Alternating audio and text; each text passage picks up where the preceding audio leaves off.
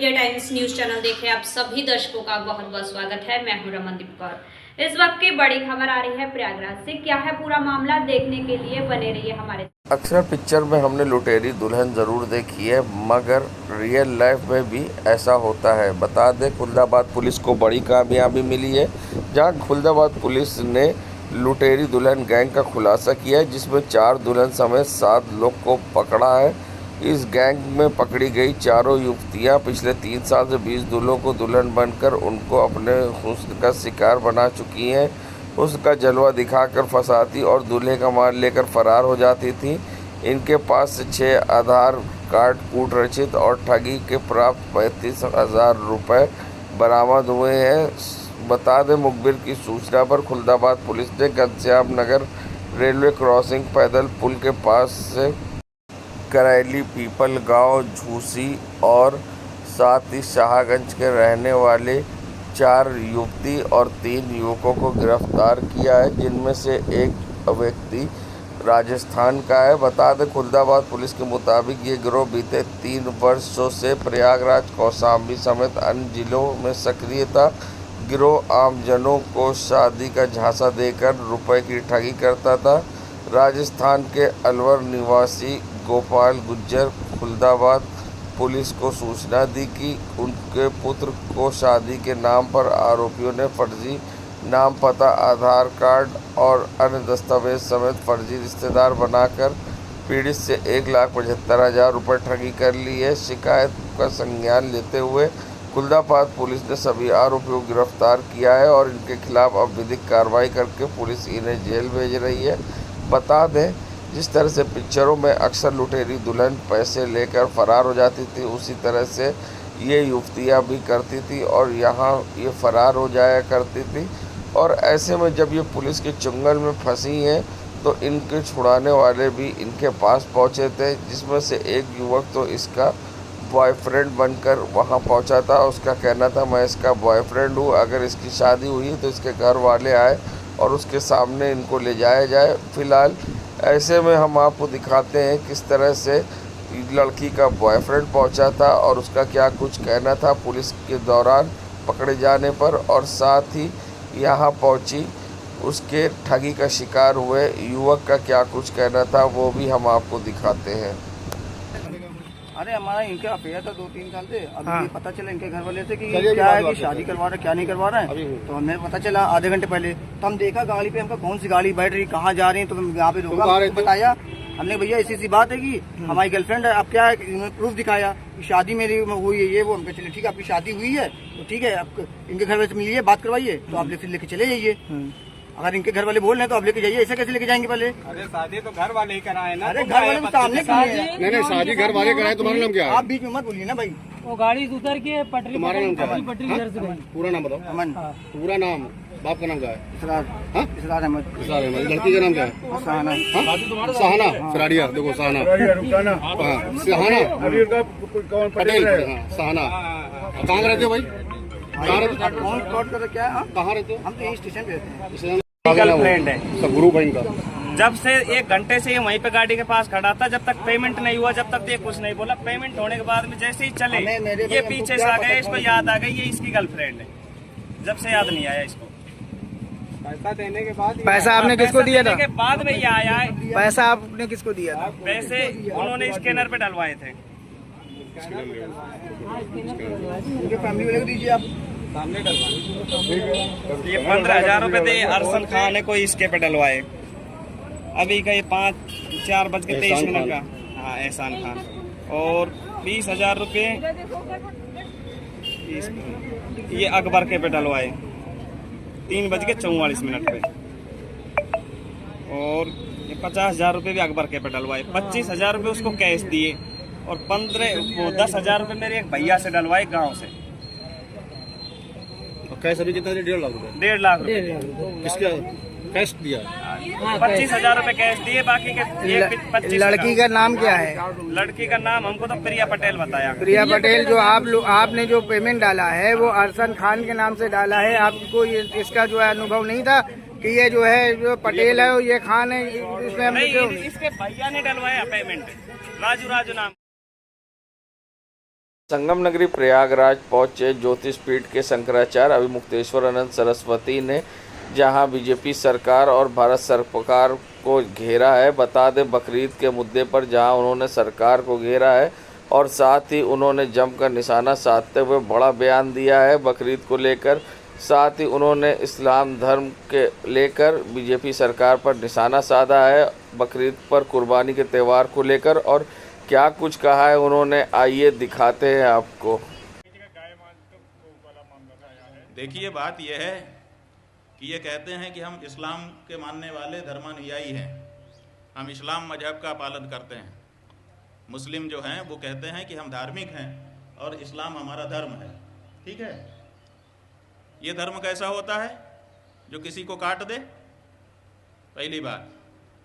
फिर कहते हैं कि हम इसलिए काटते हैं क्योंकि हमारे यहाँ एक घटना घट गई थी। घटना क्या थी?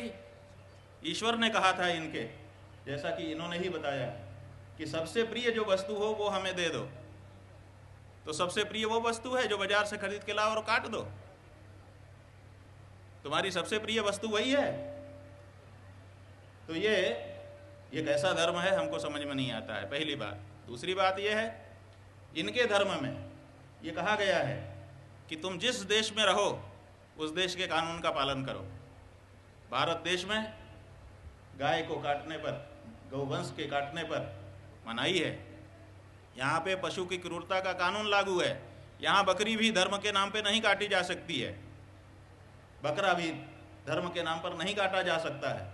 लेकिन भारत की सरकार इस मामले में नपुंसक हो जाती है, कानून बना के रखती है लेकिन कानून का पालन कराने के लिए कभी आगे नहीं आती है। जब आपने पशु क्रूरता निवारण अधिनियम बना करके रखा है और ये कहा है कि धार्मिक कारण से किसी भी पशु को नहीं मारा जाएगा, हमारे जो श्रौत यज्ञ होते हैं उन श्रौत यज्ञों को आपने बंद कर दिया है। हम श्रुति समर्थित जो यज्ञ हैं वो नहीं कर पा रहे हैं। क्यों? क्योंकि जब हम करने के लिए चलते हैं तो आप कहते हैं कि धर्म के नाम पे आप यहाँ पर पशु हत्या नहीं कर सकते हैं। तो ऐसी परिस्थिति में आपने पूरे देश के मुसलमानों को किस बात के लिए धर्म के नाम पर हत्या करने की छूट दे रखी है? ये जो कमजोरी है भारत सरकार की, उसका लाभ उठा करके मुसलमान बकरा भी काट रहे हैं और साथ साथ हमारे दिल को दुखाने के लिए जानबूझ करके हमारी आस्था का केंद्र, हमारी गौ माता और उसके वंश को भी काट रहे हैं। ये भारत सरकार की शह पे भारत देश में रहने वाले मुसलमान कर रहे हैं। अगर भारत सरकार की शह ना होती तो भारत देश में रहने वाला मुसलमान किसी देश के कानून से कैसे भिड़ सकता था? तो ये लंबे समय से चला आ रहा है। भारत की सरकार इसमें दोषी है, वो कड़ाई नहीं करती है, एक तबके पर कड़ाई करती है। माने कानून पालन करने के लिए भारत में बस हिंदू है, बाकी सबको जो कुछ चाहे वही करने की छूट है। अगर ऐसा है तो भारत के हिंदुओं को सोचना पड़ेगा कि हम क्या करें, इस देश के नेतृत्व के बारे में विचार करें। और यही बात विचार करने के लिए इस समय जो गौ प्रतिष्ठा आंदोलन चल रहा है उसके अंतर्गत अब सनातन धर्मी गौ भक्तों ने ये निश्चय किया है कि जहाँ जहाँ भी जो भी चुनाव होगा उसमें हम गाय के लिए खड़े होंगे और गाय के लिए वोट करेंगे। संगम नगरी प्रयागराज में भारत भाग विधाता संस्था की ओर से प्रयागराज में आज पहली आज़ादी का महोत्सव कार्यक्रम का आयोजन हुआ। खुसरू बाग को भले ही लोग मकबरे के तौर पर जानते, मगर पहली आज़ादी की लड़ाई की क्रांतिकारियों का मुख्यालय भी रहा। आज खुसरू बाग में पहली आज़ादी महोत्सव का आयोजन हुआ है। बता दें बहुत ही कम लोग को मालूम है कि 1947 की आज़ादी से 90 साल पहले प्रयागराज में 7 जून 1857 में 10 दिनों के लिए आज़ाद हुआ था। प्रयागराज 6 जून को मौलवी लियाकत अली के नेतृत्व में सभी समुदाय के लोगों ने मिलकर अंग्रेज़ों के खिलाफ मोर्चा खोला था और अंग्रेज़ों से 7 जून को से लेकर 10 दिनों तक के लिए प्रयागराज को आज़ाद कराया था। वहीं आज कार्यक्रम में सभी शहीदों को याद कर नमन किया गया और वहीं कार्यक्रम का आयोजन भारत भाग विधाता शहीद वॉल के संयोजक वीरेंद्र पाठक की ओर से किया गया, जिसमें मंडलायुक्त प्रयागराज, आईजी रेंज प्रयागराज और ये महाराज यमुनापुरी महंत समेत कई लोग पहुंचे थे। और ऐसे में लोगों ने अपने विचार रखे और क्या कुछ कहा, आइए दिखाते हैं। हम स्वतंत्रता संग्राम यानी 1857 में जो घटनाक्रम हुआ है वो अगले 50 वर्षों तक जो ब्रिटिश इतिहासकार थे रानी के नाम पे उनके वेपन जमा करा लेते थे। तो मॉर्निंग में ये परेड, तो शक उनको होने लगा तो उन्होंने मैसेज भी भिजवाया। तो ये बात हमारी 6th रेजिमेंट के लोगों को जब पता चली कि ऐसे ऐसे, उनके बारे में भी ब्रिटिश को कहीं न कहीं एक के प्रयासों से ये कार्यक्रम होता है। अन्नू भैया जी जिनकी टीम यहाँ पर लगती है और इस कार्यक्रम की शोभा बढ़ाती है, और अन्य मंचासीन गणमान्य नागरिक और मेरे मंचासीन और पूरे चीज़ों को जिनको पूरा संकलन करना इतिहास से लेकर के, भाई पाठक जी को आप लोग इनके बारे में बहुत कम। आज का कार्यक्रम प्रयागराज की इस पावन भूमि पर जिन शहीदों ने 1857 की क्रांति में जो शहीद हुए थे और जिन्होंने 10 दिन के लिए 7 जून से लेकर के 14 जून तक बिल्कुल स्वतंत्र घोषित कर दिया था स्वराज्य में, तो उसी के याद में यह संगोष्ठी प्रति वर्ष वीरेंद्र पाठक जी हैं और जो भारत भाग्य विधाता की जो पूरी टीम है उनके द्वारा की जाती है। और इसमें प्रयाग विद्युत परिषद से लेकर के और भी वो रहते हैं और अपना सिविल डिफेंस वाले भी इसमें बढ़ चढ़ के भाग लेते हैं सब के सब। तो यह कार्यक्रम हमारे शहीदों के लिए जिन्होंने राष्ट्र के लिए सर्वस्व न्यौछावर किया और प्रयागराज का उसमें कितना बड़ा योगदान था उसी के उसमें रखी गई थी। यहाँ IG साहब और अपने कमिश्नर साहब भी आए थे और भी जो हमारे प्रयागराज के वरिष्ठ गणमान्य व्यक्ति हैं वो सब यहाँ उपस्थित हुए। सैकड़ों लोगों की उपस्थिति में यह कार्यक्रम हर साल की भांति इस साल भी प्रारंभ हुआ। अब आगे ये चलता रहेगा, ये कई दिन तक चलता है। तो इसी अपने शहीदों की याद में ये कार्यक्रम रखा गया और प्रयागराज में कितनी बड़ी महिमा है स्वतंत्रता आंदोलन की, उसी के ऊपर चर्चाएं की गई। महंत यमुनापुरी, पंचायती अखाड़ा महारेवाड़ी।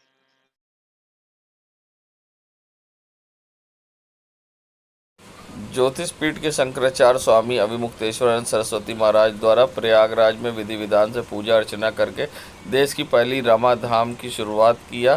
तो मीडिया से बात करते हुए उन्होंने कांग्रेस और सभी सियासी दलों को गौ रक्षा के लिए कानून बनाने की पहल करने पर कोसा। शंकराचार्य अभिमुक्तेश्वरानंद सरस्वती ने ऑपरेशन सिंदूर को लेकर कहा, ऑपरेशन सिंदूर जब शुरू हुआ तो हम लोग के अंदर काफ़ी उत्साह था, ऐसा लग रहा था हृदय के अंदर के आवाज़ उठी है। लेकिन इस अभियान के बाद सिंदूर की जो अवहेलना हुई है, सिंदूर लाभ प्राप्त करने का कार्य किए जाने, इससे जितनी खुशी शुरू में हुई थी अब सिंदूर नाम से उतना ही कष्ट और लज्जा आने लगा है।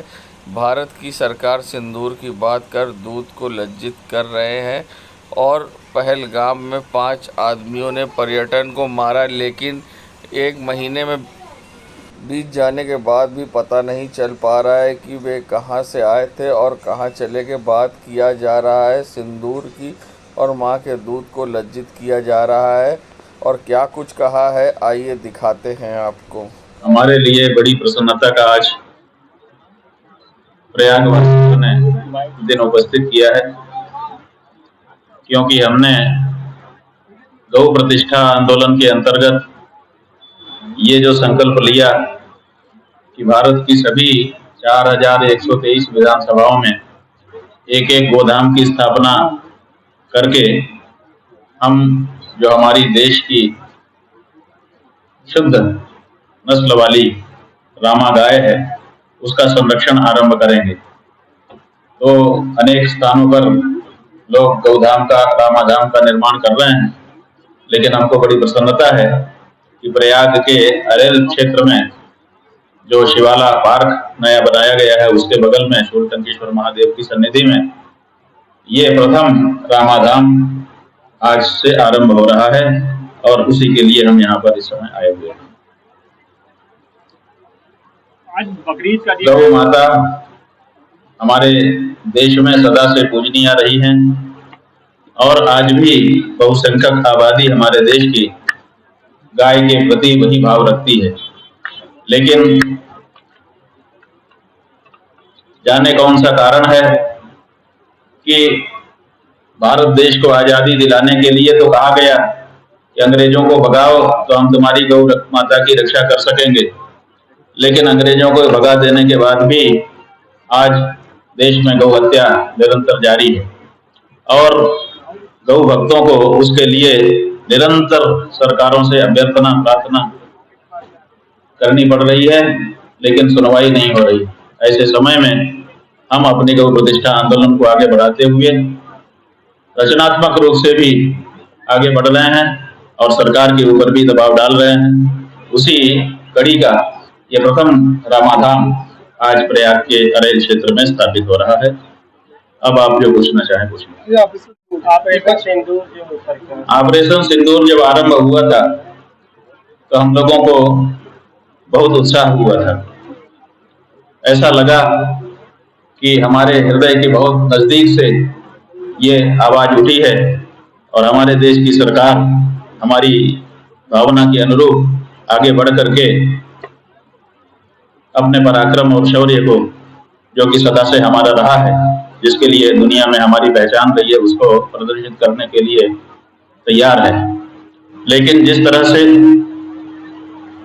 ये अभियान चलाया गया और बाद में सिंदूर की जो अवहेलना की गई और सिंदूर से जिस तरह का लाभ प्राप्त करने का प्रयास किया जाने लगा, उससे जितना उत्साह शुरू में हुआ था इस ऑपरेशन के आरंभ होने से, और विशेष करके सिंदूर नाम से इस ऑपरेशन के आरंभ होने से, उतना ही दुख, उतना ही कष्ट, उतनी ही लज्जा बाद में इस नाम से आने लग गई। तो इस समय सिंदूर ऑपरेशन आप कहते हैं तो अलग अनुभूति होती है। जिस समय ये शुरू हुआ था उस समय हमारा मनोबल बहुत ऊंचा चढ़ गया था और हमको लगा था कि हमारी माता के सिंदूर के नाम से ये ऑपरेशन भारत की सरकार लॉन्च कर रही है, तो माँ के दूध को हम लजवाएंगे नहीं। लेकिन सिंदूर की बात की और दूध को लजवाने वाली बात हो गई। हम जहाँ के तहाँ ही हैं। 3 आदमी, 4 आदमी, 5 आदमी हमारे भारत जैसे देश में घुस के चले आते हैं। कहा जाता है कि दूसरे देश से आए थे और वो आते हैं, आकर के 26 लोगों को मारते हैं। आधा पौना घंटा बाकायदा समय लगा करके, पूछ करके, जांच करके, और उसके बाद फिर अरे बड़े आराम से कहाँ चले जाते हैं।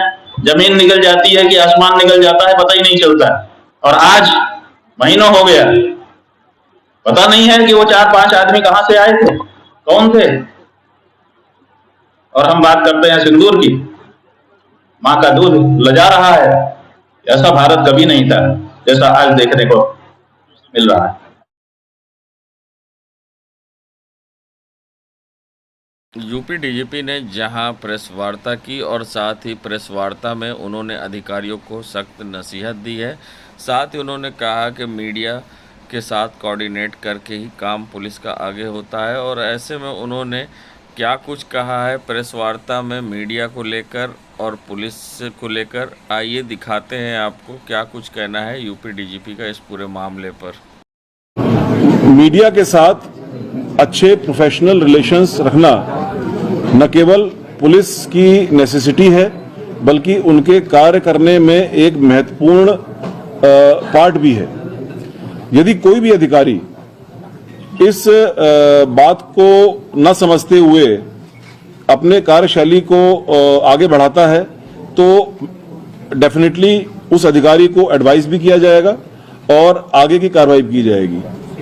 पब्लिक को आपके माध्यम से, और अब बाकी भी और चैनल्स हैं, बाकी भी माध्यम हैं, आपके सोशल मीडिया वगैरह माध्यम है, अपने किए जाने वाले कार्यों के बारे में बताना और पब्लिक की बातों को उन चैनल्स के माध्यम से सुनकर के उस पर आवश्यक कार्रवाई करना, दोनों ही पुलिस का एक इम्पोर्टेंट रोल में आता है। वो देश दुनिया की खबरों के लिए world media times news channel को सब्सक्राइब करें।